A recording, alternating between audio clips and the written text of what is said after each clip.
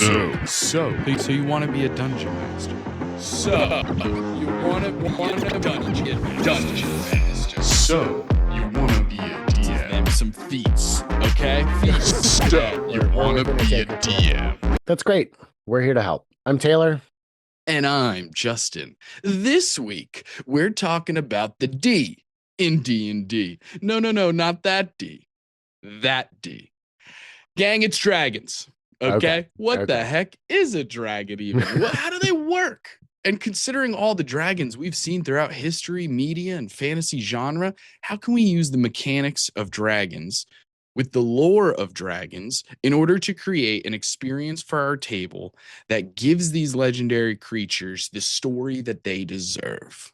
Well, gang, we're going to get into it. But first, favorite dragon. Go. Smaug the Terrible. Oh, Smaug. Right off the bat with Smaug. Let me ask you this. Mm-hmm. Is it the movie Smaug? Or are you a fan of the book Smaug? Little column A, little column B. I am a fan Which is of fair. the movie. I am a fan of the movie, but also I really love The Hobbit. And Smaug is just like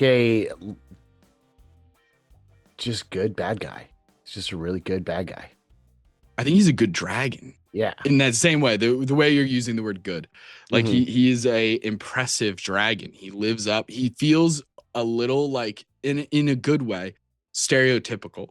Yeah. He hits all of the major things that you expect from a dragon, like the hoarding of gold and treasure and the obsessive quality of which he hoards it and watches over it, and his just general evilness. not to mention his like size and his grandeur. Like he certainly evokes the able terror. to lay entire towns to waste, which really honestly an ancient dragon or even an adult in that case could likely destroy a whole town.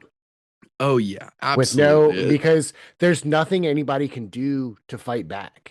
It's just gonna do what it wants. Especially in a setting like Lord of the Rings, where like, yes, you have powerful people throughout the world, but they're few and far in between. Right. Like not every elf is Legolas. Not every human is Aragorn.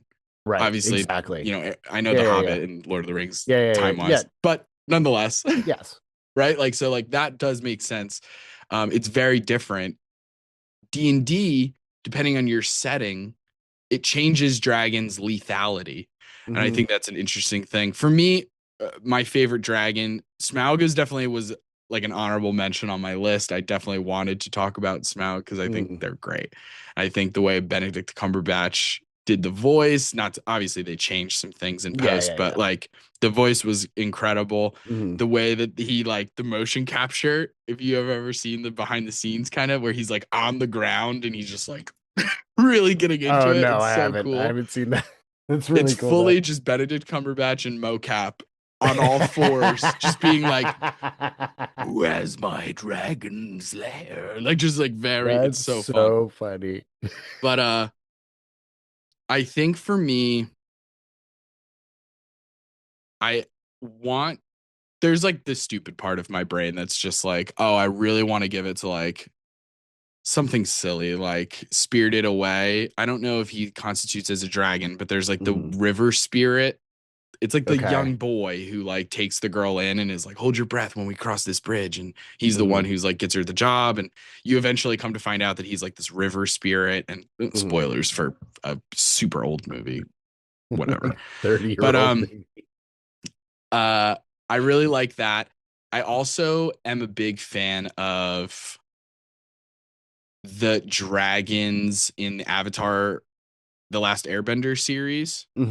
I like their lore and like how ancient they truly are in that setting, as well as just like the mythology of it all and how they're so connected to firebending. I liked that first season's explanation of some of how like earthbenders learned from the moles and all that kind of stuff. Right. And then In Korra, they Badger kind of moles. like retroactively switched it up, and they were like, no, no, no, it was this one guy, and he got all the powers. Hmm. It was like, oh, okay, a little different, but so I really did enjoy that. I also do like some of the sillier ones, like Puff the Magic Dragon and like silly little Dragon Tales. My sister was a Hmm. big Dragon Tales fan, so I Hmm. appreciate that. Or the dragons in the movie, The Quest for Camelot. I haven't seen that one. Ooh, it's an animated film. Okay. It's very Disney-esque. It's not Disney, but it's like there's songs, there's music, it's cartoon, it's animated, Got but it. it's very fun. It's got a Right. killer cast. The song, everything about it is like legitimately, it's a great fun movie. I love it so much. There Hmm. is an animal that is an actual axe beak, has like it's like a bird, has a Hmm. beak as an axe. It's very Okay. funny as a result of an experiment, but nonetheless, Sure. I there's a dragon in that one. It's a Hmm. two-headed dragon, and I really like that a lot. But Okay. they're comic relief. They're very funny and Right, silly, right, and they're right. like brothers. They hate Another, each other. They love each other. speaking of honorable mention, two-headed dragons, all the dragons from How to Train Your Dragon, those are all, Mm. every one of them is fun. I Every like one of the them is, uniqueness, the yeah. individuality of each type of Hmm. dragon. I agree Hmm. with that big time. I also did. There was an anime series that I watched for a really long time.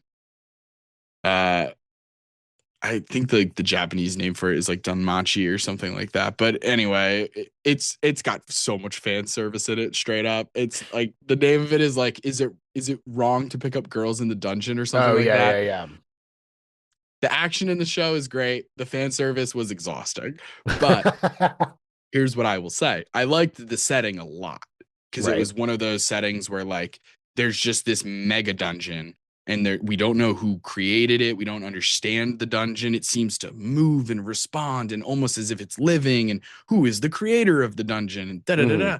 All these interesting questions. Like no one's been below this level because it's just the deeper you go, the harder the monsters get, so on and so forth. All this Hmm. cool stuff. I love the setting. Then they eventually fought a monster who was a two-headed monster, and each monster had a different breath weapon, Okay. and they were able to put them in sync with each other, like fire and ice. And so then if they hit each other, it would be a steam breath kind of thing. So it was like that kind of stuff. Gotcha. I was like, Oh, that's oh, cool. that's Yeah. fucking interesting. Like it was a Yeah. really cool battle. So I like just, yeah, switching it up a little bit. Cause like obviously there are dragons in Game of Thrones. Yeah. Were they cool when I watched Game of Thrones? Yes, of course. Right? We all Hmm. remember if you watched Game of Thrones like as it was coming out, we all remembered how fucking cool it was Yeah. when Daenerys will just kind of be like, "Oh yeah, sure, hold on to this small leash. It's just a tiny dragon. Just hold on to this leash and as you sell me all these unsullied, no problem." And then she reveals that she can speak Valerian and she's been understanding this guy the whole time. The translator Right. is useless. And then she goes, "Jacaerys," and he just like burns that slave master alive. Dope. We all love Yeah. that. Yeah. Yeah. Or the scene where they're like, "Oh yeah, and she's gonna bend the knee, right?" And Tyrion Lannister is there, and he's kind of like, "Yeah, probably." And then just boom, dragons just burning entire ships, and it was just like, Yeah. yeah, those are cool scenes. Objectively, zombie dragon, very fucking cool, coming out of the ice. We Yeah. were into it. There was something lacking for me, and I think it's because of D&D making dragons so intelligent that they fully Oh, yeah. speak, they fully Hmm. have their Hmm. own machinations, their own ambitions, they're fully sentient like people. Right. Right. And I think that for me is the disconnect between like Game of Thrones. And I'm not saying that they're not intelligent, but No, they're no, no. But intelligent they're in the way that like a Labrador can be intelligent. Where not wrong. it's You're not like he wrong. can understand me. Yeah. It's No. like, yeah, I'm sure he does. Everyone's dragon is the smartest dragon, right? Yeah, Right. yeah, yeah, sure, Everybody's sure. got the smartest guy. Look how smart he is. Cool. He set some stuff on fire. I mean, Yeah, so it's like one of those yeah, things where yeah. you're No, I like, get what you're yeah, saying yeah, about yeah. the intelligence because that's something that has been key in D&D for as long as like the dragons were meant to be the big bads. Like the dragons were originally intended to be like monster Like that you're one going of, after. Yeah. it's like the way that we talk about Tarrasques today. Right. I feel, you know, Tarrasques are always like the monster that DMs throw around as like well, it should never be the DM versus the player because I could just throw a bunch of Tarrasques at you. Right. Dragons, I think, have lost some of their steam over the years. And I think part of it is, and I can't speak to older editions. Mm-hmm. I can only speak to 5th edition dragons, both Mm-hmm. in 2014 and 2024. And I stand by this. I think dragons lose a little bit of their luster because of specifically the mechanics, like the stats. Yeah. We'll get into it in greater Mm-hmm, detail mm-hmm. when we go over dragons, Sure. because that's what we're going to be doing this episode. But before we do, gang, I got to talk about the Patreon. You know what time it is. It's time for the Patreon blurb.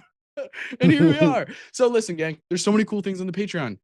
We actually just came out with a homebrew subclass of Bard called the College of the Crypt. This is a Bard. Now, this is only available at the Wormling tier level or higher, or you can get it for a one-time purchase of just $3. You get this whole PDF. It's incredible. I had a lot of fun making it because I used a lot of like 80s horror magazines as like reference art to just like, kind of get the idea of how I wanted the layout to look, the font and everything. It's all just black, red, and white in terms of colors. But this Bard is the kind of campfire story Bard. They aren't necessarily telling the story of like, oh, a beautiful fair maiden and a heroic holy war. They're the ones who are like, yeah, no. If you go late at night to this bog, a hag will rip your face off and eat you alive. Like they're the ones telling the spooky ghost stories in a way, because like, you know, we look back at Grimm's fairy tales, we look back on a lot of these things and they're terrifying. You read the original Cinderella, it's fucking awful. You know what I mean? Like, yeah, those stepsisters cut their feet apart to force it into the slippers. It's bad. And so this Bard is so consumed by the horror of their own stories that they can actually transform using their bardic inspiration die as like a resource, transform into some of the monsters of their own stories. So they get different forms. You can take the form of a porcelain doll. You can take the form of a werewolf, the form of a swamp creature, and different things. And obviously, you as the player and the DM can work together to have flavor. And maybe you don't want to be a werewolf. Maybe you want to be a were-tiger. Like, who gives a shit? That's just flavor. But like stat-wise, it's very fun, very interesting. I think it's very innovative for the Bard. I can't think of a single Bard subclass I've ever seen where the Bard transforms fully. Right. So that's going to be really, really cool. So check it out. Other cool things on the Patreon, things that are for free, things that are at the tiers, not to mention. So not only are you getting a ton of content, but you're also helping us continue to create that content. So it's a two-way street, baby. We're helping each other out. Help us help you. You know what I mean? So that is that. Let's get into the meat of the episode today. So dragons. Taylor, what does the Collins Dictionary have to say about dragons? Well, hold on. Let me pull it up here in my Collins. Oh, actually, it's right here. We all have our pocket Collins dictionaries. Just get it out that we carry around. Yeah. I know. I have scoliosis now. I've been sitting on mine in my back pocket for too long. That's terrible for you. That's really bad. You see what happens if you do that for too long. Your Collins Dictionary really just really kicks the hips out. Anyway, dragon, by the definition of the Collins Dictionary, is a mythical monster, usually represented as a large reptile with wings and claws that breathes fire and smoke. Or a fierce person. A fierce. It says, I don't know especially a fiercely watchful female guardian or chaperone. Okay. A dragon. I mean, I've heard people described as dragons. That's what the Collins Dictionary can truly go into great detail because they'll put like anything that's ever been called a dragon ever. Oh, right. You know, so like we simply couldn't list every single iteration of dragon because it even got into like dragoons. like really specific types of soldiers and Hmm. infantry units that have like muskets and cannons and different kinds of firearms, and they're called like dragoons. And so then it like Yeah. expands from there. And then you're starting to get into stuff that we're not going to necessarily be covering today. But what do we think about that? Mythical monster? I agree. Yeah. Represented as a large reptile with wings and claws? Often. Often. Yep. Breathing out fire and smoke. Here's where D&D and folklore separate. They can breathe anything. They can breathe a ton of things. Yeah. It's one of the things I love most about D&D. I remember, maybe it's because like with the exception of things like Lord of the Rings and stuff, Smaug breathes fire, obviously. Yeah. So with the exception of Lord of the Rings, whatever, like Game of Thrones and stuff, as much as I love fantasy and I've always loved fantasy, I don't think I was ever so deep into it where I was reading like newer fantasy things coming out, like books and Right. stuff. Right. As a result, D&D I think was one of the first times that I even thought about like a blue dragon breathing lightning or a black dragon Yeah. breathing acid. Like I don't think I've ever even considered them breathing something else. Hmm. And so, yeah, the first time that I saw that, I remember being like, that's sick. That's so cool. Yeah. Yeah. Yeah. Yeah. Because you, especially even being like a player and coming across a dragon that you've not come across in that kind of context, and being ready for fire, and then the DM goes, actually, you're taking 20 points of cold damage. What? Yeah, it's an ice breath. It's shooting Yeah, ice at you. it's so crazy. And then like, credit to Critical Role because watching Legend of Vox Machina on Hmm. Prime, the first time you see the Chroma Conclave attack and it's like Yeah. four ancient dragons and you're seeing all of their different breath weapons. And it was just like, dude, when I saw the acid breath, I was like, woof, that looks terrible. Yeah. The That looks acid breath looks awful. really rough. Because it was like way sludgier than I thought it was going to Uh-huh. be. Uh-huh. Right? Like it looked like tar. Hmm. It looked like scalding tar because it was just it was more viscous than I wanted it to be. It was a cool effect, but man, it made me sad. I was like, oh, that would be the worst. Just any other breath than that one. But so in D&D, Hmm.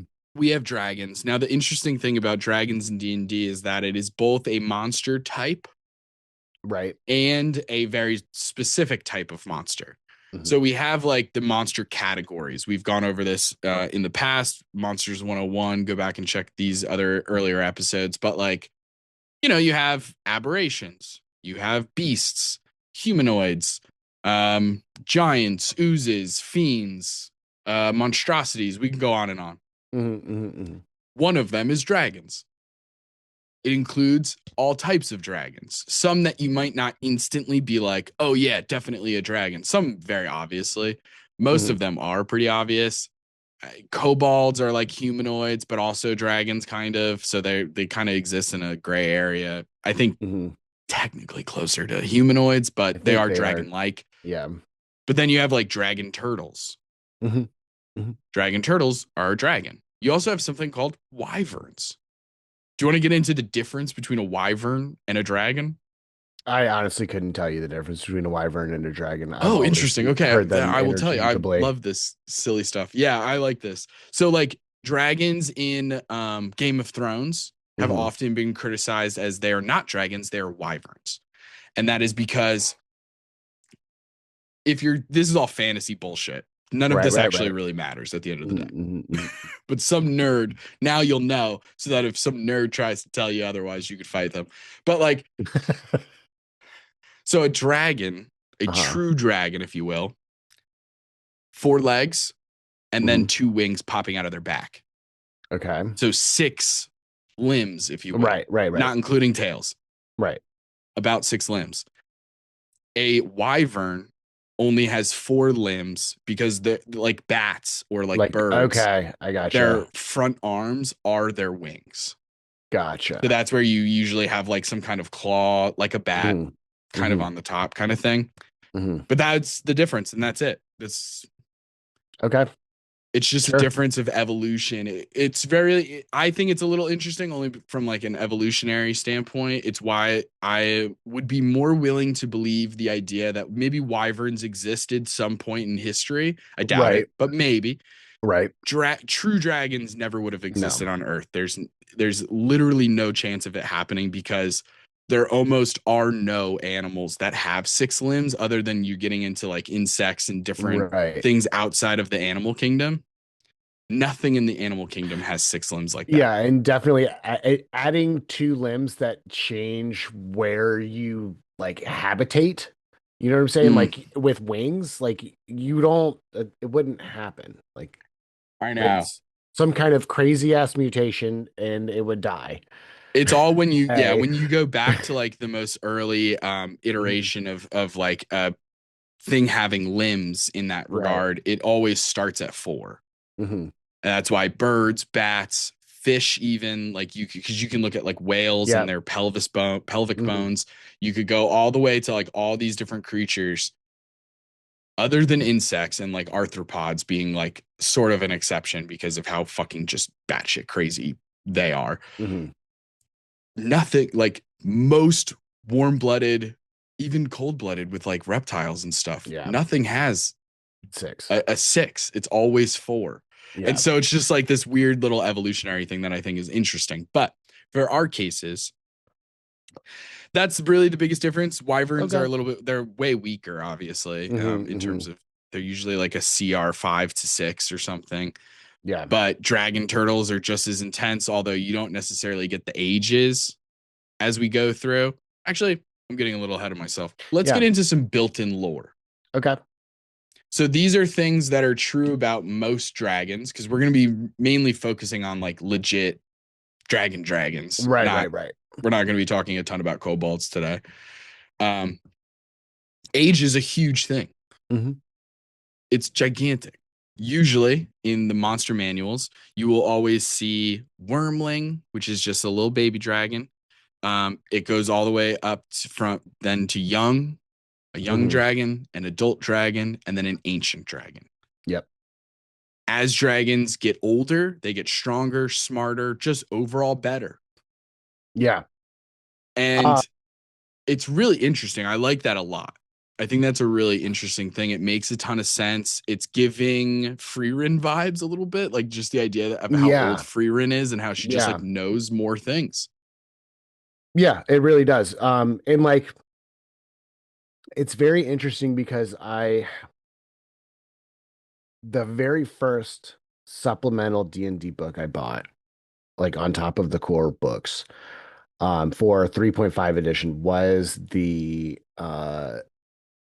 it was like a dragon's horde or something like that. But it was the equivalent of, for like fifth edition, it's the equivalent of Fizban's Tome of Beasts or Tome of Dragons or whatever. Yeah, yeah. Um, but it's really interesting that a lot of the stuff that was in place in 3.5 is still kind of here. They haven't really changed a whole lot about it.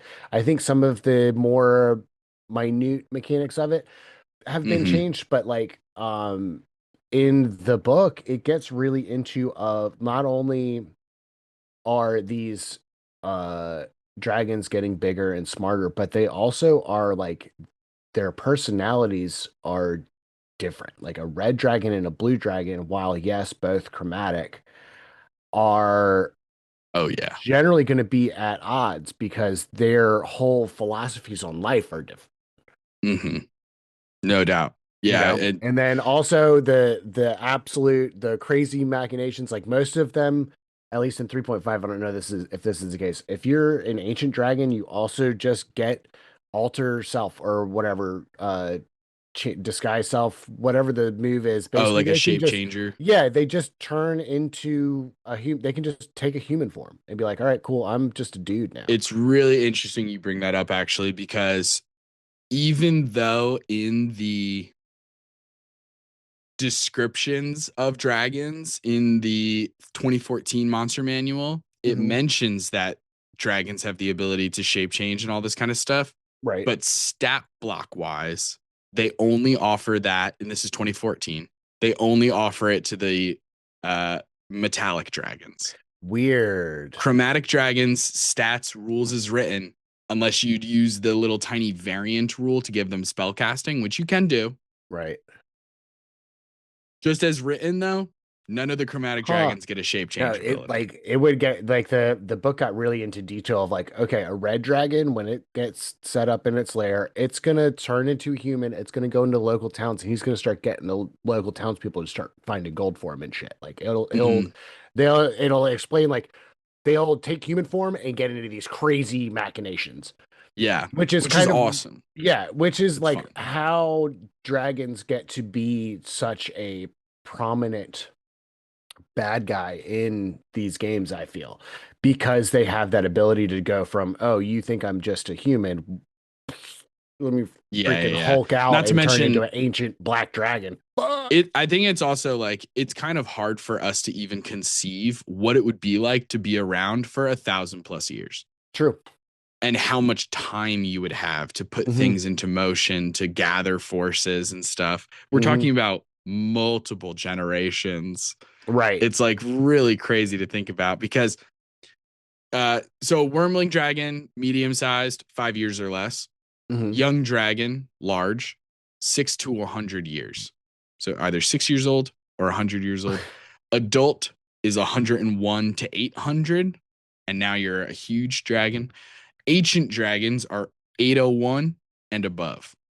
And now you're gargantuan. You're a massive Hmm. fucking dragon. So, like, yeah, they've been around for so long, which is another Right. one of these things. So we're going to be going over some of these basic stat things that Hmm. they're mechanical, but we can also talk about how you would use these to build out their personalities, or even like how you as a dungeon master could use some of these stat things. For example, dragons have fly speeds. Hmm. They're very fast. Yes. So that means that a dragon can get across great distances in a short amount of time.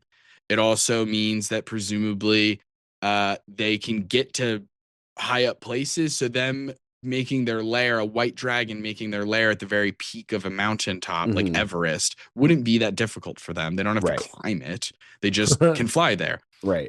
It also makes sense that their territory would be very large because of how fast they can fly around and get to places. So Hmm. it gives you an idea of like, well, would this dragon build their thing this close to this civilization? Would they maybe build it a little further away? If they can just get to this town in 5 minutes, Hmm. is there a reason they haven't destroyed that town yet? And you could start thinking about things like that. That fly speed also then goes into combat and sort of can inform you how that dragon might react in combat. Now, this might be Hmm. different dragon to dragon, or even like their scales, whether it's a blue dragon or a red dragon. But you can start to be like, does it make sense for my dragon to be on the ground ever? Should he just be flying the whole time during combat? Right. His breath weapon goes 90 feet. I feel like I Yeah. could fly in, breath weapon, fly away. Like Hmm. it starts to make you think about strategy a little bit differently. How would this dragon fight knowing they have this immense fly speed? Um, in addition to like they have a shit ton of hit points, Yeah. A which really helps high inform A's. you on like how to use Yeah. those legendary resistances. Hmm. Do we use that legendary resistance on a fireball? Maybe not, because we have a huge shit ton of hit points. Maybe we just Hmm. take that hit. Right. We'll save it for the next one. You know, they also have multi attack and different things like that. Um, the interesting thing about the multi attack I noticed actually, and I think we'll get into it a little bit uh later, but Hmm. like there's it's really interesting. So in 2014, Hmm. you have a bite attack, you have a claw attack, you have a tail attack. The tail attack really Yeah. only comes into play as a legendary action kind of Right. thing. Right. They've changed it. It's just rend now in Okay. 2024. It's just a rend attack. It can kind of be close up or far away. You can exchange one of your rend attacks for a spell, because now all dragons get spell casting. Okay. Every single one, whether it's chromatic, metallic. I think I forget if wormlings get spellcasting. They might. I Right. know young dragons and up get spellcasting of some sort. That's cool. We'll go into the specifics as we talk about each type of dragon. Mm. Then there's like frightful presence. We all remember frightful presence. This is like a huge part of 2014 dragons. Mhm. Just a constant aura that they have, although it is not necessarily a constant aura in the sense that you do have to use a thing to do it. In 2014, it was part of the multi-attack. Okay. So multi-attack, it would say you use frightful presence and then you make these attacks. Gotcha. Which means if you use your breath weapon, you're not using frightful presence. Okay. Because it's either or, right? Like you can only take so many actions. Right. And you're either using your multi-attack or you're using your breath weapon. So if you're using your breath weapon, frightful presence doesn't even get triggered. It was really interesting the way that it was worded. So it was like, oh, do I want to start off my battle and try and just scare a bunch of people and make some attacks? Or do I want to just use my breath weapon right out the gate? The answer is use your breath weapon as often as possible. That's genuinely, I believe, the only way to make dragons as terrifying as they should be is to use your breath weapon the second you recharge it. Yeah. I think so. No, I mean, it can be harsh. You feel bad when you're like, they're already kind of on the line. You roll that D6 and you're like, fuck, I got it again. Ooh, listen, that's why dragons are tough. That's that if not for their breath weapon, dragons are pushovers. Yeah. They're just a lot of hit points. Yeah. It's really is just, they're just a damage sponge at that point without that, because they really don't do, although with the addition of spell casting might change the math a little bit, but I can't imagine it's crazy spells. Yeah. It's just not. Yeah, it's not like it's not too wild. Right. But frightful presence is now hugely changed because in 2024, some dragons get frightful presence as a legendary action. Not even all of them, only some of them. Black dragons are one of them, but like a lot of dragons, you don't even get frightful presence. It's not even a thing. Yeah, totally. They totally took it away. So that's just like an interesting little detail. There are some other interesting changes. It's very interesting. That's all I can say. But another huge thing that dragons get, and this is true across the board, 2014, 2024, blind sight. Yeah. That is huge for several reasons. It's a 60-foot range at the very least. Dark vision is very often at 60 feet. So if for some reason this lair is enshrouded in darkness and those players are like, well, I have dark vision. And it's like, cool. As soon as you see the dragon, it sees you. Roll for initiative. You know what I mean? Like that's crazy. Yeah. So like blind sight is so interesting because it starts to fuck with a lot of recon plans from the player's perspective. Oh, let's turn invisible and we'll go inside. Oh, let's use clairvoyance or arcane eye to create an invisible sensor or scrying or something. Yep. Listen, you can do it, but now the dragon knows that you did it because they see it. They see the invisible sensor as long as it's within 60 feet of them, right? Like, so blind sight can be so scary. I can't tell you how many times a player has done like a clairvoyance or an arcane eye or some kind of invisible sensor sort of situation. And I've had to be like, does this monster have blind sight? Let me just check. And then you go, oh, they do have 10 feet of blind sight. How close are you getting the sensor to this monster? Within 10 feet? They see you. They see the sensor. And it's such a scary thing when you tell a player, yeah, as you're looking at this monster, it turns towards the sensor and looks into it. You're like, shit. That's very fun. I love doing that. So dragons notoriously have high stats. Most of their stats, their lowest stat is still decent.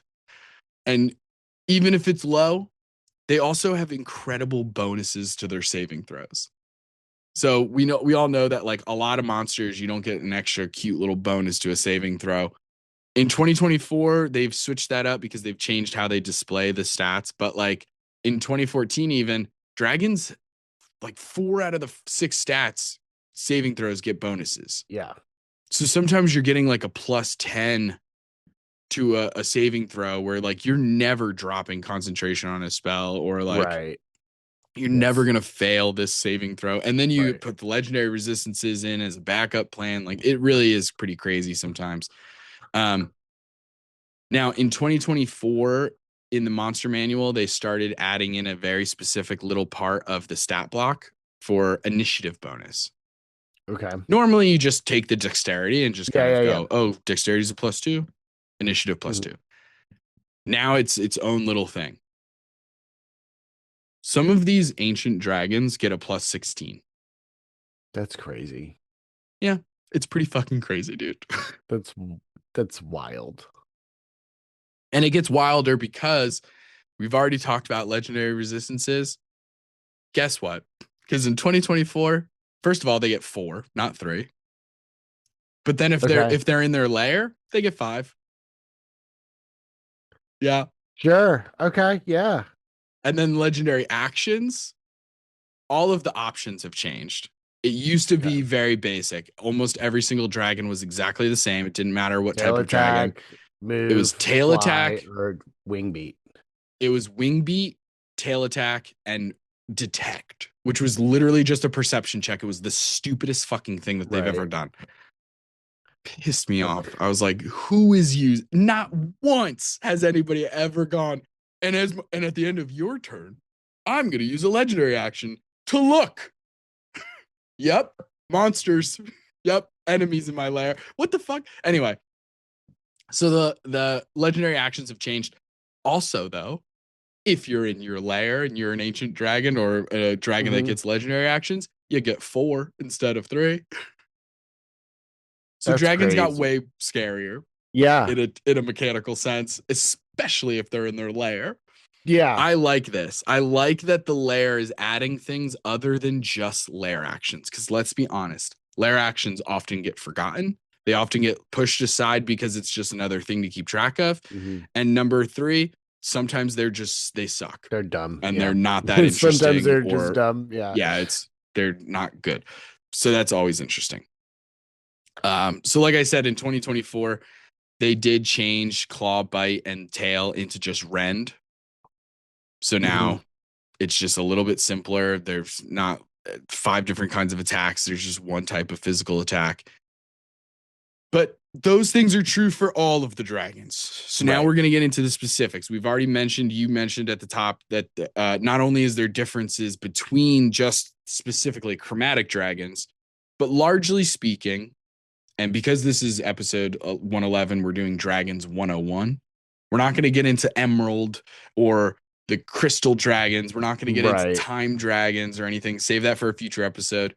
But feel free to send us an email. So you want to be a DM at gmail.com. What's your favorite kind of dragon? Let us know, gang.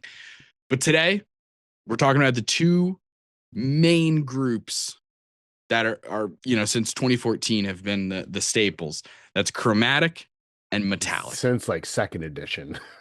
I believe it, dude. And like the thing is, all of this is like quote unquote D&D lore. Right. So much of this, to me, subject to change. If you want to change it, if you want white dragons to have a different personality type than what the book says, instead of them being so bestial and they're great hunters and just switch it up. Change it. If you want there to be a chromatic dragon who's an awesome person, that's fine. Who gives a shit? Yeah. But we're just going over some of the basic D&D lore that's in the books as a starting point. And then you can change things. You can take things out, switch things around. That's when you get to have some fun with it. Because I like doing stuff like that where it's like most chromatic dragons are evil. But here's this, blue dragon who's actually, he's a good guy. He's a pretty chill hang. Yeah, you know what I mean? Same thing with here's a metallic dragon who kind of Icarus too close to the sun is now is evil because they're like, no, we need to do good. And so they're doing it the wrong way. Who knows? Like you could have so much fun with it because a lot of this comes down to alignments, right? It's like all chromatic dragons, you're just born evil. And we don't like that because you're starting to get into, even though they're dragons and they're mythical creatures and yada, yada, yada, it starts to dance the line of like fantasy racism almost, where it's just like, It just feels weird. Yeah, this group of things is bad just because of how they're born. We don't like that. Yeah, it We puts don't a like weird. that. It, Yeah. I don't like it. So,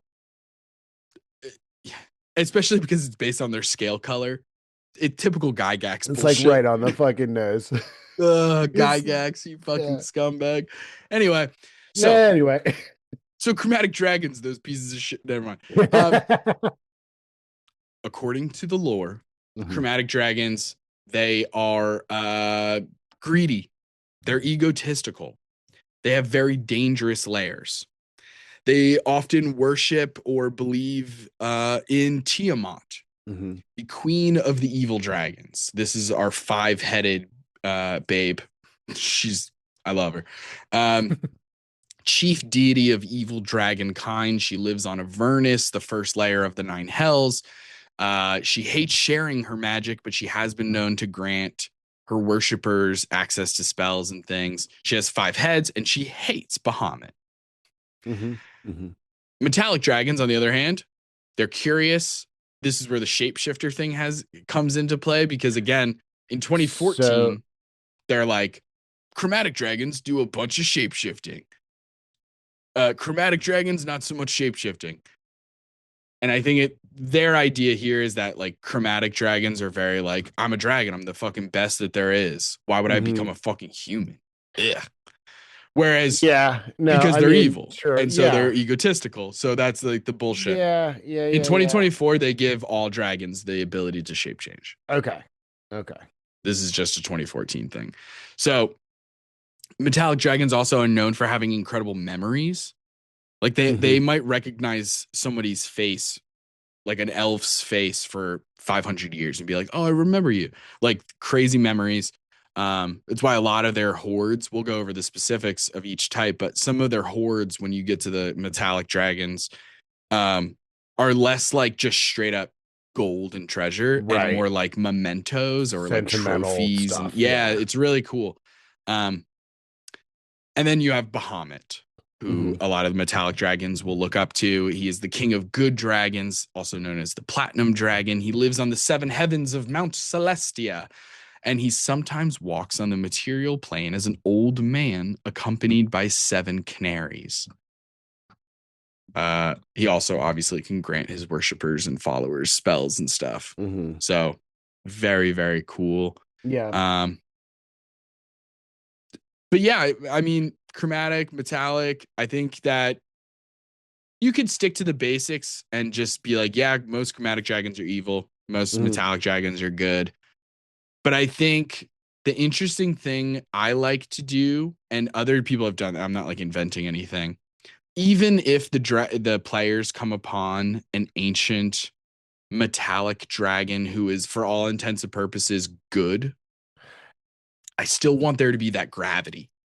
Yeah, there's that, just like, because they're a good dragon, like a good alignment chart dragon or whatever, doesn't mean that they're gonna immediately just like the party.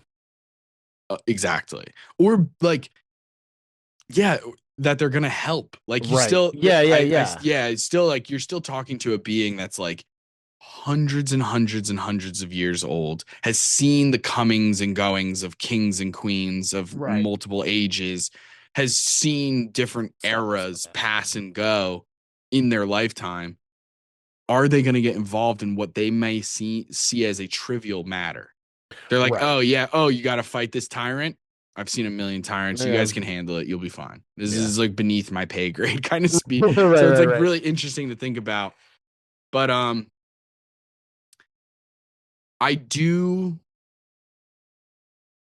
think dragons are really cool. I love the shape-shifting ability of them all.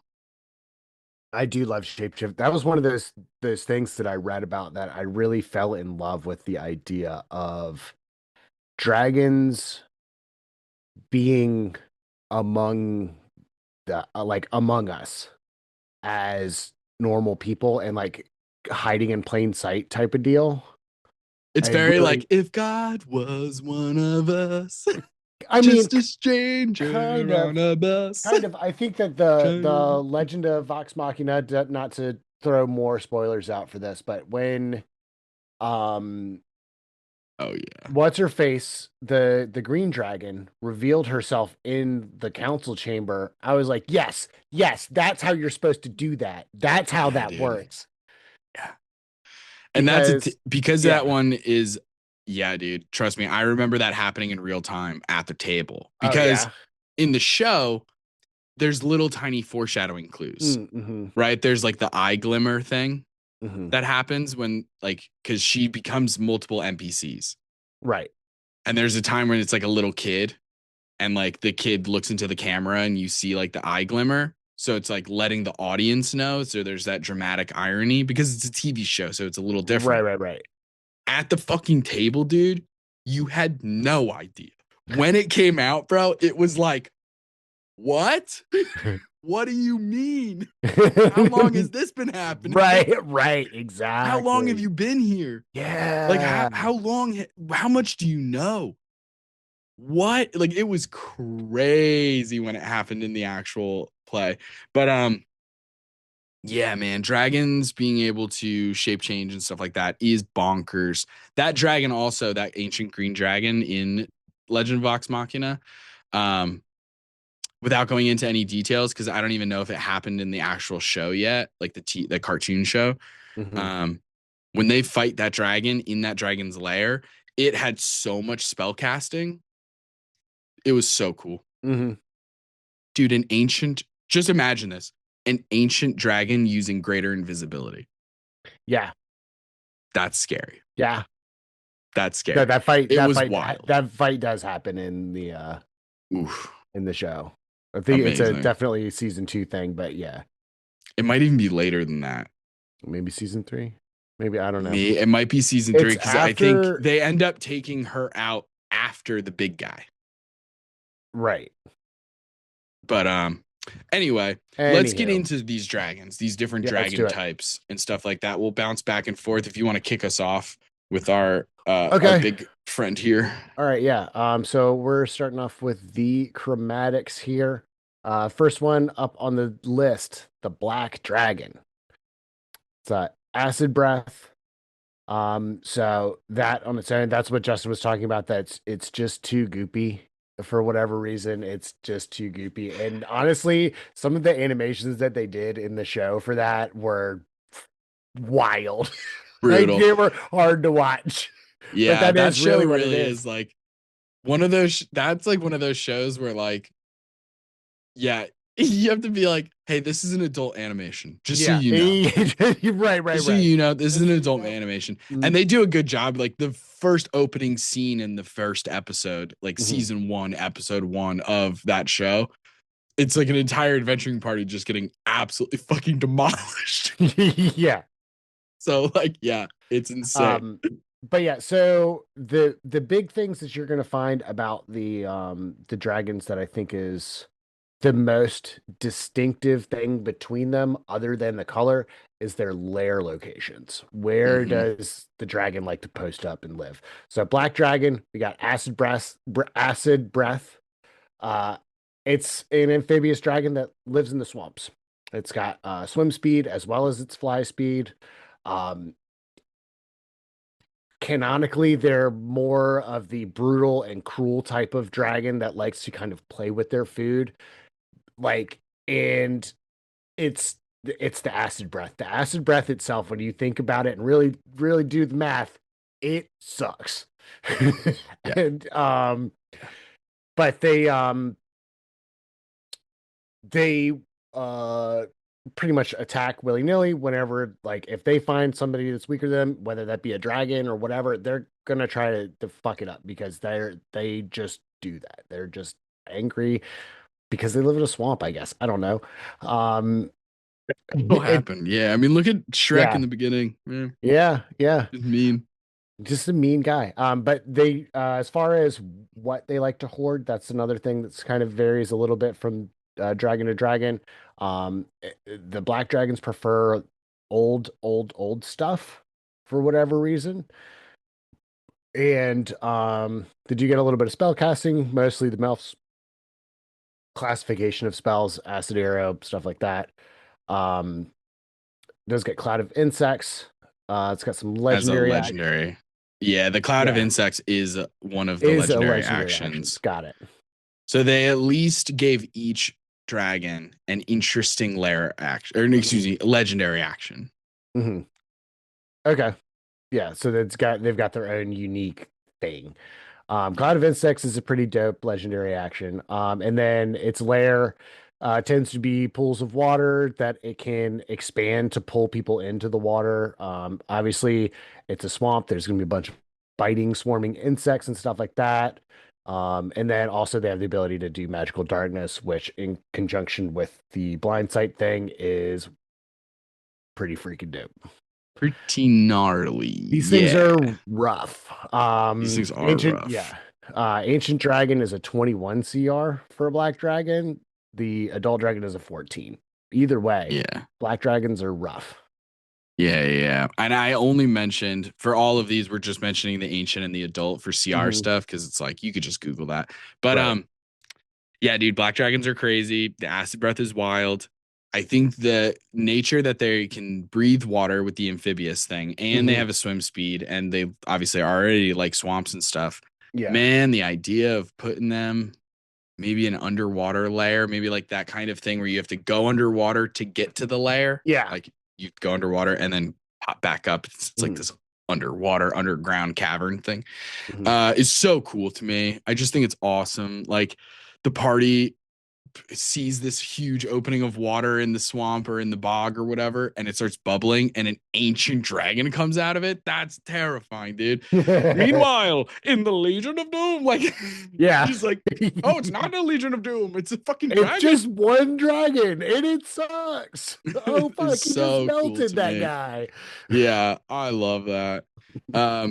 So yeah, the way that they do this, and this is true for all of the dragons, that rend attack is listed as a melee thing.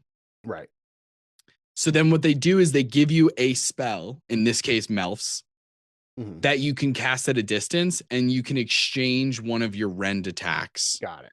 For a Melf's acid arrow at a certain level. Each one is a little different. I didn't get into the super specifics because you can literally Google a lot of this stuff. Most of this is available on D&D Beyond for free. Yeah. So like you can find it. It's not hard.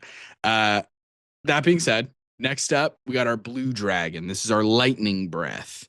So first off, we're talking a CR of 23 if you're an ancient blue dragon, and a CR of 16 if you're an adult. Interesting thing about the blue dragons, they love the desert. They're big fans of sand and stuff. I thought that was really interesting. It wasn't exactly what I would have just like pictured in my brain, but I was like, oh, okay, interesting. Sand actually builds up a lot of static electricity, and that's probably why it is, because especially like windy conditions. You take like a sand blaster, like a sand gun, and shoot it at a like a PVC pipe that's been lined in aluminum foil. You can actually turn on a light bulb. Oh, see, there you go. So okay, that could be it. I love that. Now, blue dragons do have huge appetites, apparently. They're like constantly eating food and stuff, even to the point where it said like they will eat a cactus fruit, although they would much prefer meat. But it's like if they don't have any meat lying around, if there's not a caravan they can just fuck up. Right. Then like that's so that it's just, even when you're reading the lore, this is why I think reading the lore, even in the books, and Taylor and I have been so vocal about how like we don't give a shit about D&D lore as it stands. Like some of it's fine and we'll use it, and some of it we change, and some of it we criticize greatly, such as the inherent racism that Gygax included in a lot of his shit. Right. But I still think it is interesting to read it because, like, for example, reading about the blue dragon in 2014 and going, oh, they have huge appetite and they love deserts. Interesting. It already starts your brain thinking about, like, imagine having the party having to escort a caravan through a windy desert and having an ancient blue dragon to contend with. There's no cover. You know what I mean? Or you can obviously work in like pyramids and different kinds of ruins and buried library like Avatar: The Last Airbender and Sandbenders and cool stuff. Mhm, There's so many mhm. things you can do. And all of that just comes from reading that little section in the Blue Dragon part that said they like deserts. And going, cool. And now I can plan an entire fucking several encounters. Mhm. Now, Blue Dragons are also vain. They're deadly. They're methodical and they're patient. I liked that last one because it made me think of the Blue Dragon who's in our home game. Methodical, patient. I like these things. They are overlords. And they also have minions and stuff like that. They love having smart and capable experts on the quote unquote payroll. Yeah. So there's something that they like about, as opposed to having like a bunch of dumb kobolds who are just like blindly worshiping them, they like being able to be like, I have a wizard that I've turned to my side. You know, like that's the Mhm. shit that they really like. They're like, Mhm. oh, I have a bunch of philosophers, bunch of do-gooders, smarty pants. Mhm. The smart people think I'm the best. And that makes me feel good because they're vain. Right. So Right. it's Right. this Right. Right. idea, you know, like I like that a lot. I think that's interesting. They love to hoard gems, especially blue gems. Go figure. Their lairs are known for having a lot of ceiling collapses, sandstorms, random arcs of lightning happening. And in 2024, with their spell casting, they have received like Shatter Spell is one of their big spells. They Okay. also have a legendary action called Cloaked Flight, where they can turn invisible for a short amount of time. Hell yeah. Yeah. And get Hell to yeah. move. That's not So it's a terrifying at whole all. thing. Uh, Blue dragons also have a burrow speed. I love that. Always fun. Burrow I speeds are love that. always fun. I like them a lot. Anyway, that's the blue dragon. Hell yeah. Well, let's move on to my favorite color. This is my favorite color, maybe not my favorite colored dragon, but favorite color in general. Green dragon. Uh, obviously, sickly green means poison breath. It's a ancient dragon. This is a CR22, adults of 15. It is amphibious with a swim speed. This is the green dragons like forests, maybe with a marsh or something, maybe with maybe like an Arctic forest, something like that. Yeah. Generally just loves the trees.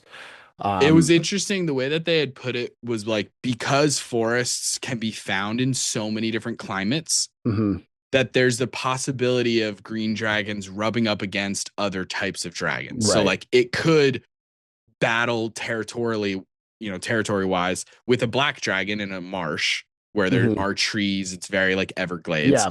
or like bayou. And then it could also maybe have a battle with a white dragon by Mhm. an Arctic forest kind of thing. Right. And so I Yeah, was yeah, like, oh, yeah. that's interesting. Mhm. They are always lusting for power, so anything to get up on the other people around them. They're manipulative schemers, as we talked about earlier. Um, they are the ones that will probably like to do the shape shifting backroom deals type of dealios. Hmm. Um, they will sometimes pretend to back down, and then they'll bide their time and then kill another dragon. Like they'll come maybe in one of these territory disputes and go, okay, Exactly. okay, I'll back off, I'll back off, And and then then like like 50 years. yeah, like and then they'll just wait, and then they'll come back until there's some kind of they've manipulated their way to get some kind of an advantage over this dragon, and then they'll just show up and kick the door in. Um, Absolutely. for its lair, obviously it does like being around the forest trees and stuff like that. So its lair is going to have a lot of grasping roots and vines.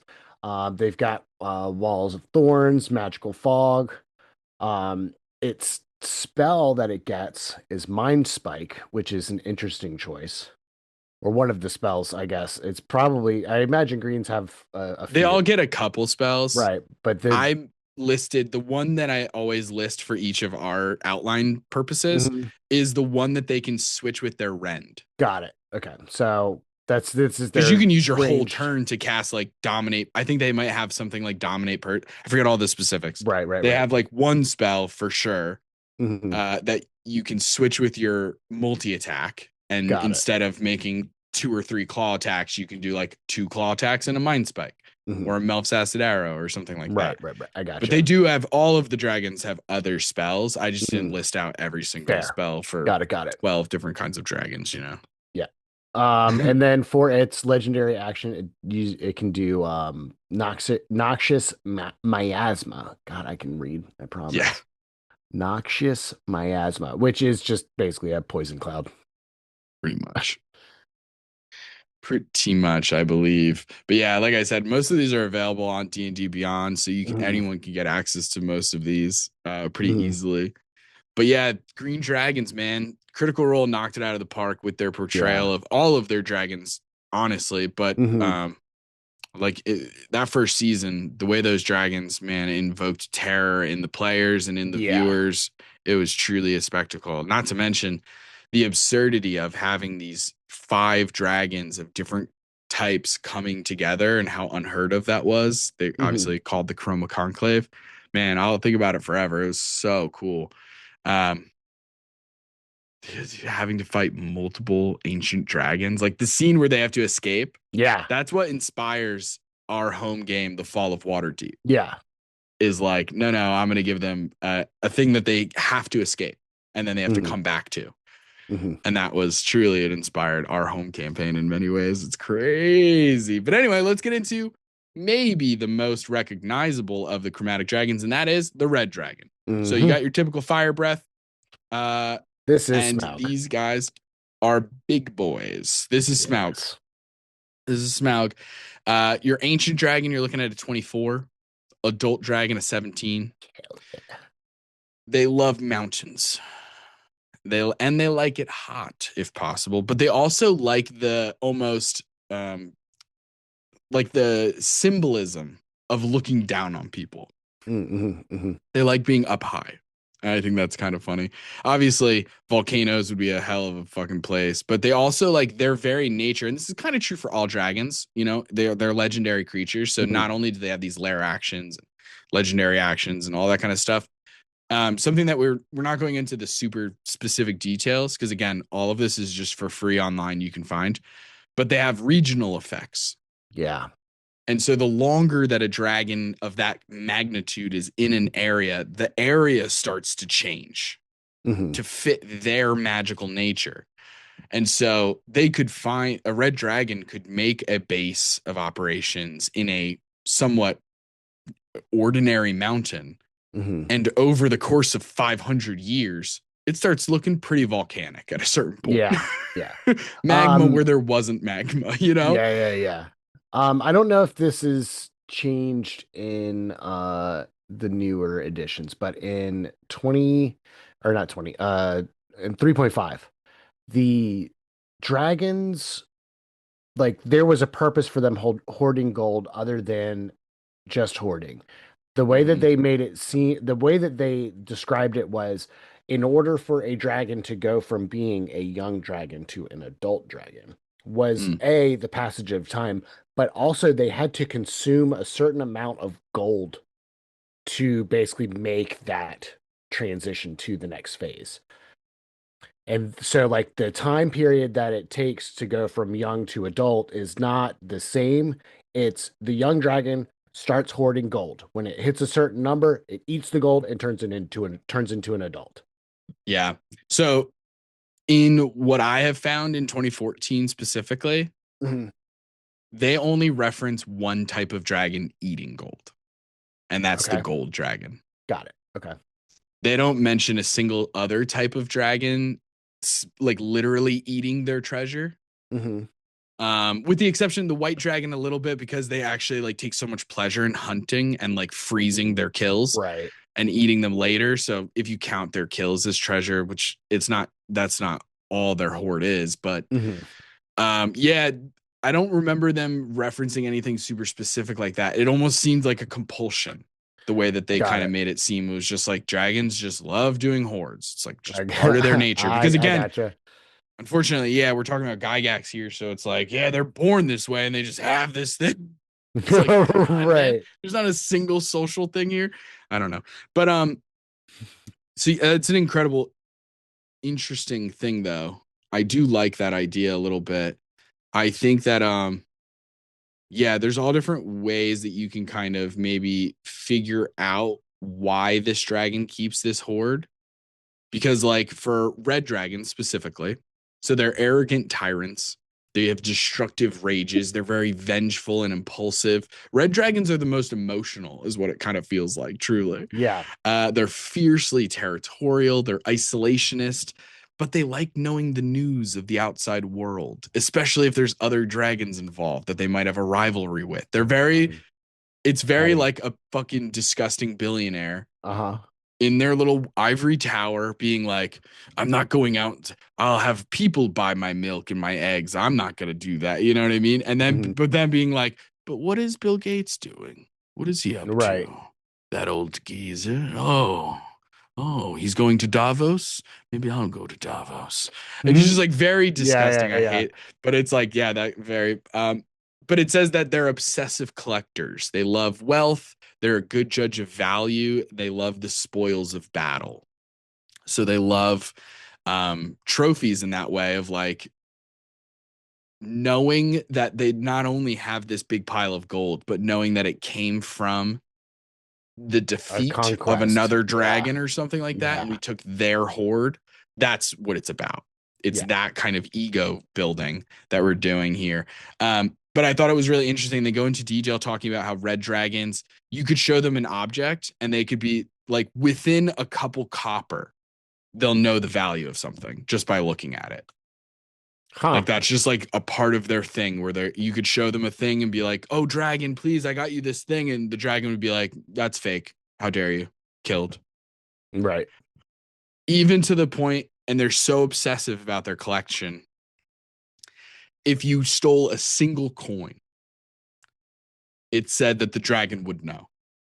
Hmm. The dragon would be able to look at their hoard of treasure and notice that a single coin has gone missing. And I think that's fascinating. Yeah. I like that a lot. Their lair, obviously, there's magma eruptions, there's tremor shaking, there's volcanic gases, all the normal lair actions you could expect.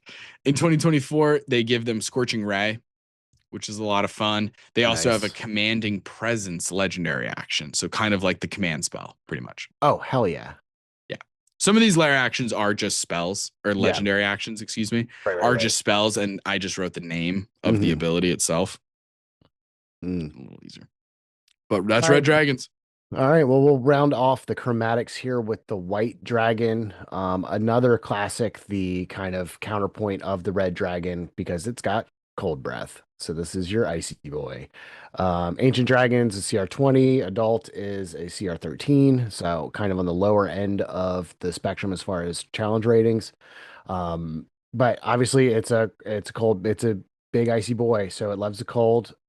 It is more of the kind of primal dragon in that it takes pleasure in doing the animalistic side of things, like going out and hunting its food and eating its food. It will freeze stuff like with its ice breath just because it would be a challenge. It was a challenging hunt, and then they'd freeze it and put it in their throne room or in their lair as its treasure. Like its treasure is the things or that it has taken good, like had good hunts with or against. And Um, it'll even keep like treasure yeah, encased in ice too. yeah, Like yeah, if it's like, oh, there's a cool sword, yeah. Yeah. put it in ice. Mhm. Being these cold dragons, they don't really like other dragons, so they're kind of like to be by themselves, kind of that lone wolf mentality, which has been Mm-hmm. super fucking debunked over the years. Oh Yeah, yeah. they don't like hanging with other dragons. They don't like really even having other creatures near them. They're very much a uh don't talk to me type of dragon. Um, Inside their lair, they've got the like a freezing fog. Obviously, we're gonna have stalactites falling from the ceiling, big icy freaking icicles falling from the thing. Obviously, ice walls. Its rend attack swap is freezing burst, and then this one also gets the frightful presence legendary action, which we talked about at the Mm-hmm. top. Yep. Yeah. White dragons are fun. Mhm. The cold is always like it's just a cool environment to play in every once in a while. Yeah. And now we're finally getting into the metallic dragons. So these metallic dragons are really interesting. They're a lot of fun. They're, broadly speaking, supposed to be good aligned, but they still have their own personalities and stuff. A lot of this is coming from 2014, but some of these big picture things haven't changed. Obviously, the specific little tiny mechanic things might have changed. But the interesting thing I found is that in 2014, all of the metallic dragons have 2 breath weapons. Mm-hmm. They have the main elemental one, and then they have another one that does like an effect. Now, the interesting thing is 2014, it says breath weapon, recharge on a 5 or 6, choose one of the following options. So it's just your breath weapon and it's recharged and you have options. Right. But in 2024, it changes. You still have both of the breath weapons, but only the elemental one has to recharge. The effect status one, you can just use an action and do. Oh, I read that the other way around. That once you use it, it's gone. No, It no, doesn't no. recharge. No, you just willy-nilly. You can use an action again and do it again. Huh. Yeah, pretty different. So, Brass Dragon. I feel like the chromatics got a little bit of the Here's the thing, it's shoulder. because D&D does this all the time where they because they're so staunch and they're good aligned, evil aligned, they set up the stats in such a way of being like, well, you're not going to fight a ton of metallic dragons. They're going to be on your side.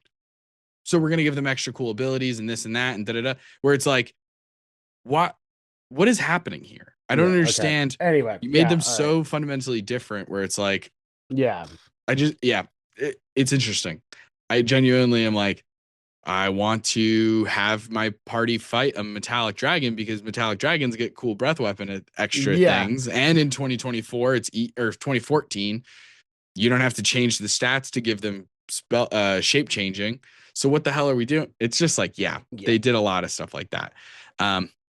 So our brass dragon, they breathe fire, but they also have a sleep breath. So they can just put people to sleep. Hell yeah. An ancient is a CR20, adult CR13. They're very bold. They're very talkative. They enjoy creatures who also love talking. A lot of these metallic dragons would love a bard. It comes up a couple times where they're like, yeah, these guys would love a bard. They just love people who are talkative and stuff. So I really think that's fun. If they can tell that they're being manipulated, then they'll treat it as a game and they'll act in kind.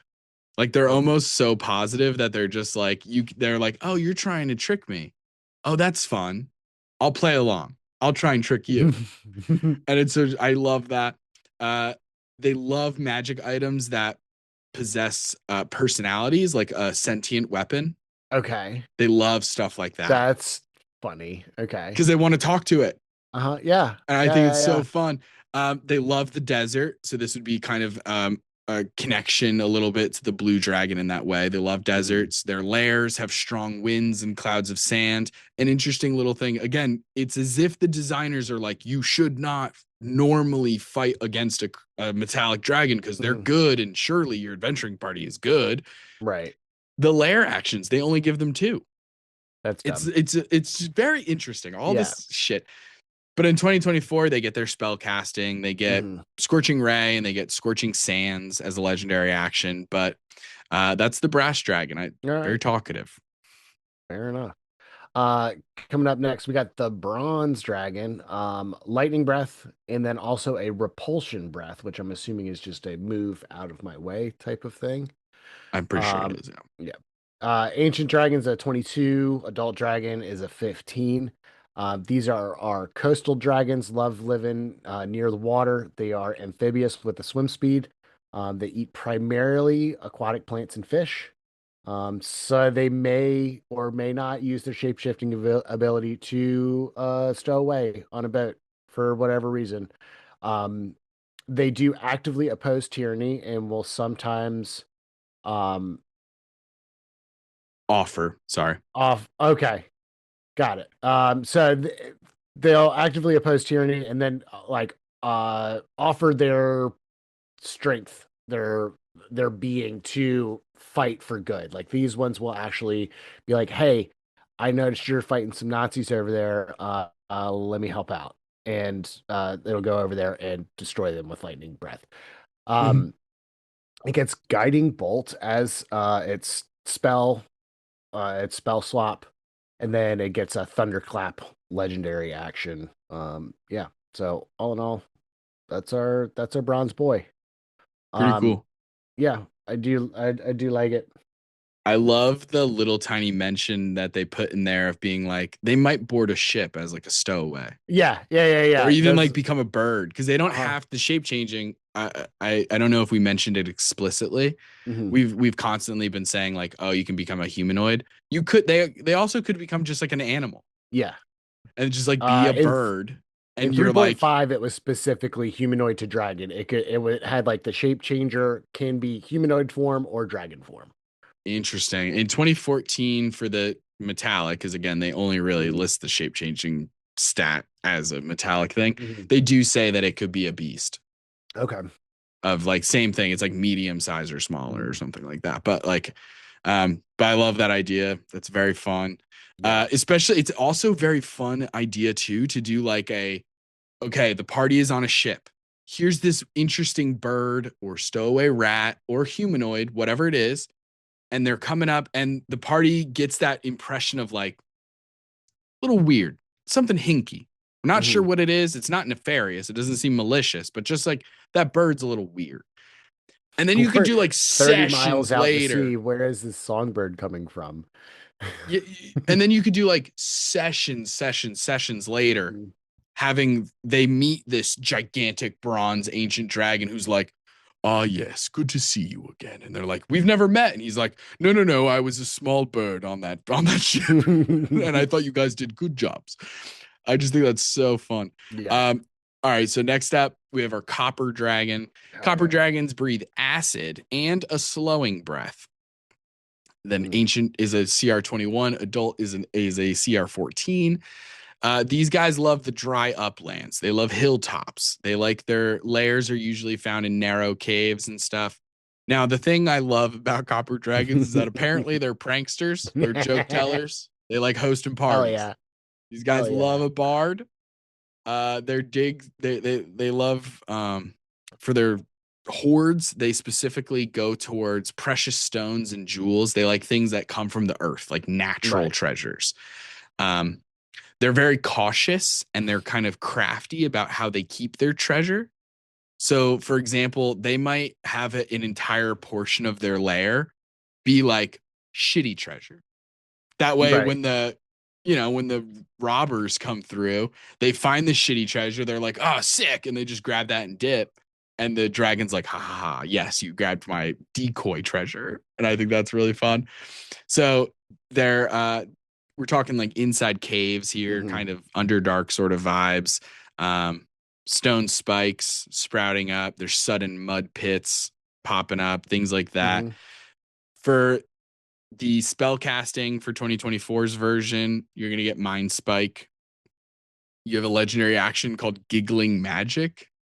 That's awesome. It's It kind of like a sounds just Tasha's like Hideous Tasha. Laughter kind Yeah. of thing. Yeah. Yeah. But it's fun. Hell yeah. All right. Moving on to the gold dragon. The I think this is the biggest and baddest of the metallics until we get to It is. uh like Bahamut himself. But anyway, gold dragon, fire breath, and a weakening breath. Ancient dragon is a 24 CR, adults is 17. They do tend to live in isolated, out of the way areas, like picturesque scenes of like idyllic lakes and rivers, some mist shrouded island, complex cave systems, or behind a waterfall, something like that. Somewhere where it's like you could like and take a picture of. That's where they Yeah. like. That's where they A like to be. postcard. Yeah, exactly. They love it. They love being in these postcard destinations. They eat these ones actually do eat their treasure. They give eat gems and pearls and other gifts from people. They don't like to be bribed. They're not like Mhm. it's not like here. I'm going to give you this money, do something for me. It's, oh, you're awesome. Here, have this type of situation. Like, Mm-hmm. yeah. Tend to be wise and fair, sometimes not exactly connected to the world in general, just kind of, they live in their perfect little picturesque landscape. What else? What could be going wrong? It's fine. Yeah. Um, they do like to lean into their shape shifting and walking amongst the people in disguise. Um, it does have well guarded vaults for keeping its actual real like good treasure in with magical wards. They really, really lock it down. This is like the dragon equivalent of Fort Knox style safety security. Mm-hmm. Uh like magic, we've got mechanical, we've got probably guards, we've got like literally a huge dungeon. Yeah. Um inside of its lair, it can take a little brief peek into the future and get advantage on attacks, or it can banish people sometimes if it likes. It gets Guiding Bolt as its spell swap, and its legendary action is Banish. It's fucking rad. Yeah. They're no joke. Yeah. They are no joke. I do like this guy a lot. Um, the I gold just like dragons, very cool. I just like the thought of a heist of a gold dragon's vault, Mm-hmm. Scary. Scary. It's hard to Mhm. imagine not having one of those scenes of the person being like, oh, and looking through, and then just having the biggest Big eyeball eye, ever in the yeah. world Uh-huh. open. So scary. Mhm. Last but not least, we have our silver dragon. So this is our cold breath, and then they have a paralyzing breath. Damn. Ancient Dragons is a 23, and the adult is a 16 in terms of CRs. These are the friendliest and most social normally of the dragons. They don't seek out evil the way that a gold dragon might. Like a gold dragon might go out of their way to be like, I'm bored. I want to fuck up some evil dude. Hmm. Silver dragons are a little more chilling, but they will oppose a creature who is either committing evil acts or harming innocent people. They love to spend almost as much time shape shifted as a humanoid. Um, like they'll spend entire like a century as a Hmm. human and like form bonds and like all this kind of crazy stuff. Like they genuinely enjoy being in human form, which I think is really interesting. They have respect for all different kinds of humanity. They don't necessarily have any kind of favorites when it comes to the species. Right. Um, they like in the same way it's very like Lord of the Rings, like they appreciate the longer living species like elves and dwarves, but they have a lot of respect for humans because of how fleeting their lives are but how Yeah. much impact they still make in the world. Right. And so it talked about that. They love to hoard historical items and texts and relics, currency and gems from all different kinds of cultures and people. They like a Hmm. diversity. I like that. I appreciate that. Yeah. um their layers tend to be tall mountain peaks among or even above the clouds. Occasionally, they'll find like an abandoned civilization, Hmm. like ruins or like old temples. And it's because of their love of history. Right. Yeah. So Yeah. they're like, man, I get to live in Machu Picchu. This is crazy. Like that kind of Yeah. stuff. Their layers, they'll have fog, they'll have cold winds, that kind of stuff. In 2024, their spell casting, they got Ice Knife. They got things like Hold Person and legendary actions like Cold Gale, which is cold Nice. wind. Um, but yeah, so there's all these different kinds of dragons. Again, we haven't gone over any of the new ones. Hmm. Fizbin's in 2014 offered a million different kinds of gem, Yeah. crystal, this and that. You have things like Tome of Beasts from Cobalt Press has so many kinds of dragons. There's some that are in older editions of D&D that didn't make it the cut so Hmm. far. For example, there's a type called a howling dragon. They're the type of dragon that live on the plane of pandemonium. You Okay. guys actually fought one in our home campaign. Yeah. Yeah. Yeah. Although I had to homebrew what the stats looked like because I couldn't find anything. But I found the Forgotten Realms wiki of what a howling dragon is supposed to be. So I was like, Right. that's enough. Base it off of another dragon and just change Hmm. the breath weapon. We'll figure it out. It's not that hard. Yeah. Um, so when you're using dragons, there's so much there. I think you have to ask yourselves, are the dragons going to be part of your story, or are they the story? Is this the main villain and everything is leading up to this? Or are they just a part of the story? Right? Like, as awesome as Smaug was, he's a tiny part of the story. Yeah. The grand scheme of things. Whereas there it's might be other ones important where part it's of the story, but also very small, like time-wise, of like the importance of Smaug. Like they had to get rid of him for sure. It was important, but also we've still got the Battle of the Five Armies to deal with, all the goblins and stuff like that from the beginning of the book, all the whole trip. Yeah. Not to mention, obviously, the way Tolkien wrote this and like the timeline of how he wrote and then went back and like changed little tiny things, blah, blah, blah. In the grand scheme of things, the story is so much more about Bilbo and the ring. Yeah, absolutely. Some of that in retrospective, but like, yeah, it's so interesting because like when you're watching Lord of the Rings, the Fellowship, all the way through the, you're like, Smaug doesn't matter. Smaug is a blip in history that already happened, and it's like, who cares about that? All we care about is that Smaug's lair is just where Bilbo happened to find the ring and be able to get it from Gollum and everything. So yeah, there's just like so many different things. Yeah. So then we have these incredible dragons. They're impressive stat blocks, albeit kind of limited. There's not like, they don't have trillions of different actions. They don't have access to like the most spells in the world. They finally have access to spells just out the gate in 2024, unlike 2014. So how do we use them as dungeon masters? Just do it. I think just do it. Okay. Just do it. Okay. No. Yeah, I think with using the dragons, I think that they are very good as big bads, especially if you lean into the shape-shifting aspect of things, because I'm a sucker for having the big bad come up and talk to the party in a different context and them not knowing that they're the bad guy. Like I love that. I love the shape-shifting aspect of things. But also it can give you ideas if you do want to go the dragon route of Dragon Big Bad, of trying to figure out what their actual like plan is. Come up with like a plan for like either world domination. Are they trying to take over the world? Are they trying to take over like the plane, like the entire material plane? Are they trying to get Tiamat back? Are they trying to get Bahamut on the field? Are they trying to do like, there's a million different scenarios that you could use for that as far as putting dragons into the game. Or, I mean, you can throw low guys, like throw young dragons in there, throw, regular, or like young adult dragons or wormlings, young dragons, use those. I mean, those are relatively the same stat blocks.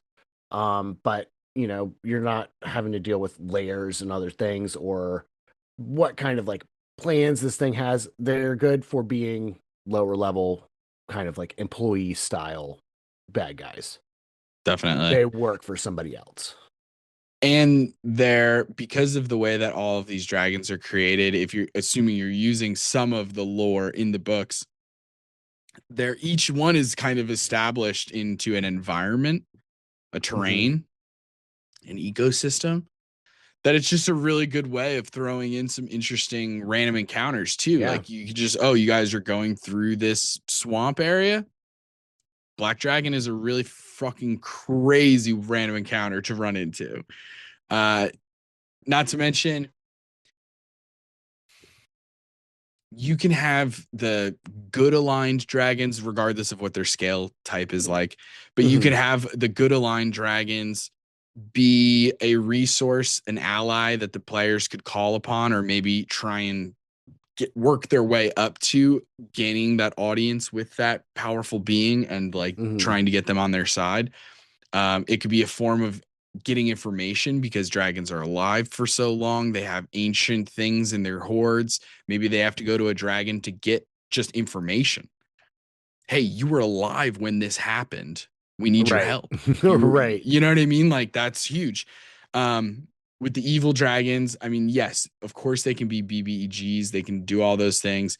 You can start to think about what their minions would look like Hmm. and what like who would they have underneath them. Obviously, again, going back to just like the basic lore in the books, you can choose to use it or you can go in a totally different direction, have fun Hmm. with it, right? Like if you want your green dragon who uses poison stuff, maybe they have a bunch of oozes. Hell yeah. Who knows? Yeah. But also maybe your green dragon, it does say that they love to bend the will of powerful and or well-known heroes, sages, and bards. Maybe they have some undead revenant kind of things of like former adventurers who passed away. This green dragon, because they're so magical, they found a way to bring them back to life. And Hmm. now they're like, what a bastardization that is. Like you have to fight former adventurers, Yeah. but now they're in this undead, unholy form. It could be fucking crazy. Could Red be like. dragon, you could just dip into like fire elemental kind of stuff. Maybe they have salamanders, whatever else is hot, Hmm. magmans, those kind of things. There's so many directions you could take all of these things into. I think the only thing that I think is really important is if you're going to use specifically like adult or ancient dragons, I just think you got to put in a little bit of groundwork to set up the gravity of the situation. Right. Assuming you want dragons to be felt that way in your world, maybe you're doing a world where dragons are like, they're not the biggest predator, they're Hmm. not apex. Maybe there's other things, and dragons are just kind of middle of the road. That's Right. for a very specific type of setting, and you could set things up differently there. But for most of my settings, dragons are like, they're pretty big. They're not necessarily like gods or anything, but they Right. are very powerful. And it is a thing that people are afraid of. And they have a lot of history and they have a lot of sway, they have influence. It is a powerful thing to be sure. I remember introducing an ancient white dragon in our campaign right from the very get go. It was like Hmm. level one, we heard about this dragon. By the time we reached level 13, 5 years later, we're fighting that dragon. It was very cool. Like Yeah. we've built up how fucking powerful this dragon was, and it was getting more powerful as time was going on. Its influence, Right. its region was Right. expanding. Nearby towns are being taken over by perpetual winter. It's starting to transform the wildlife who's now there's all these arctic monsters that normally wouldn't be there, but they're there now, where you have ice golems and Hmm. abominable snowmen and yetis, and all these frost giants are popping up, dire polar bears and things. And then this is what I did. If we put these dragons on these pedestals, now imagine if that dragon that we've put on this pedestal as this incredible ancient being, it's so powerful. Oh my God. Wait a minute. It bent the knee to a person? Right. What? Right. It's an employee of somebody else? Yeah. Somebody's above the drag. And now instantly you're like, well, that motherfucker, he's got balls of steel. Like, what the Right. hell are we doing? So it's like, it really puts things into perspective when you're like, yeah, no big deal. Because it's true also for the adventuring party. You guys as adventurers, I there's at least like 10 or dozen times where you guys, as you're meeting people who are in like positions of power, have been like, well, we've taken out a few dragons. You Yeah. guys have thrown that around as like a, a resume buff. Hmm. Big time. It's a huge resume booster to just be like, and we've taken out a couple dragons. A couple, and it's definitely been more than one. Every time they're like, oh shit, that's crazy. You have? That's nuts. What kinds? And you start talking about it, and it's really fun. Hmm. As a DM, I think it's always important to make sure the loot is worth it. Hmm. And you got to think a little logistically here. Genuinely, you got to find a way to not let the party have literally the entire horde. Because I think if you literally let them have the entire horde, it's too much gold. It's insane. Yeah. It'll break the economy of your entire game. So you have to find ways to maybe if it's an ice thing, maybe it's crashing in on itself. Maybe there's a quicksand. Maybe the layer itself is imploding, and so you can only get so much treasure. Maybe you need that treasure to pay for something else that is substantial, like an entire standing army to take back Waterdeep from an evil BBG. There's all different kinds of reasons. You could be like, hey, you can take some money. Don't take all of the money. Don't take every single part of the money. Obviously that comes and goes. It's very fun and everything, but man, dragons are big. They're fun. They're fantastical. They're mythical. I think it makes sense to put that weight behind them. I think that's really my important thing about when it comes to dragons, at least in the beginning. At least like especially if you're playing with new players, if you're playing with people who are newer to D&D, man, fighting a dragon is everything. It's like you really want to just make it feel worth it, which is why I think like honoring. This is coming from somebody who has fudged dice rolls before. I'm a big softie. I don't like killing characters and stuff. And I especially don't like killing players, but their characters also. I also don't like killing their characters. And the important thing is they've done it once or twice. It's man, we don't even that's talk recorded. about That's recorded now for podcasts. The important for everybody. thing is this. I don't think you should fudge the breath attacks. In fact, here's a fun idea, although it's boy is it risky. Have the players roll for the recharge. Taylor, do we have any sponsors for this episode? I think I just got one in, but I wanted to double check with you. I don't have any specific sponsors on my soul today. Hot Dog Knife. Hot Dog Knife. We are sponsored by Hot Dog Knife. People who are watching us on the YouTube can see this fidget toy that I have. That is just a hot dog knife, and it's so funny. It's a butterfly knife that is also a hot dog. And look how fast I am with it. Yeah, that's all we can get into this time. You can find us on TikTok and Instagram at So You Want to Be a DM, or you can ask us a question at soyouwanttobeadm@gmail.com. If you like the episode, don't forget to give us 5 stars and review wherever you found us. Check out the Patreon or Twitch and the merch with the link in the description. Join us next time for more Dungeon Master tips and tricks. Bye. See. Hey gang, it's Justin. I have the honor of giving a shout out to the members of our Patreon gang. Nub Muffins, may Palor's light shine upon you. Marsavies, have you watered your flesh prison lately? Yazvi, the eternal library where color and community await you. Molly Adeza, who gets yet another level up. And there's Elijah, Tappy, and Linguini.